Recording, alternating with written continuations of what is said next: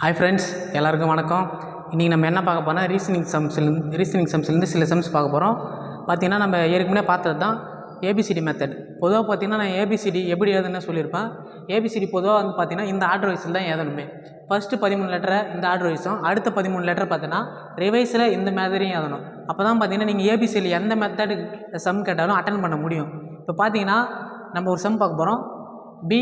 BEAT என்ற வார்த்தையை YBZG என எழுதினால் MILD என்ற வார்த்தையை எவ்வாறு எழுதலாம்னு பார்க்குறோம்.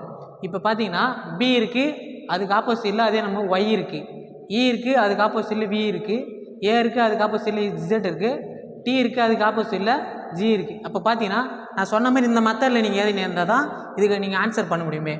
B இருக்குது, அதுக்கு ஆப்போசிட்டில் Y இருக்குது. அப்போ பார்த்தீங்கன்னா B இருக்குது, அதுக்கு கீழே என்ன நம்பர் இருக்குது பார்த்தீங்கன்னா Y இருக்குது. அடுத்து E இருக்குது, ஏக்கு பார்த்தீங்கன்னா B இருக்குது, அதுக்கு கீழே என்ன நம்பர் இருக்குன்னா B இருக்குது. அடுத்து A இருக்குது, ஏக்கு கீழே என்ன நம்பர் இருக்குன்னா Z இருக்குது.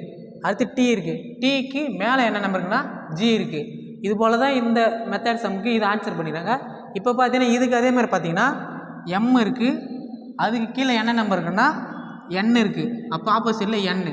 அடுத்து I இருக்குது, அதுக்கு கீழே என்ன நம்பர் இருக்குன்னா R இருக்குது. அடுத்து L இருக்குது, அதுக்கு கீழே நம்பர் இருக்குது பார்த்தோன்னா O இருக்குது. அடுத்து பார்த்தீங்கன்னா டிக்கு கீழே என்ன இருக்குன்னா W. அப்போ இதுக்கு ஆன்சர் வந்து பார்த்தீங்கன்னா NROW.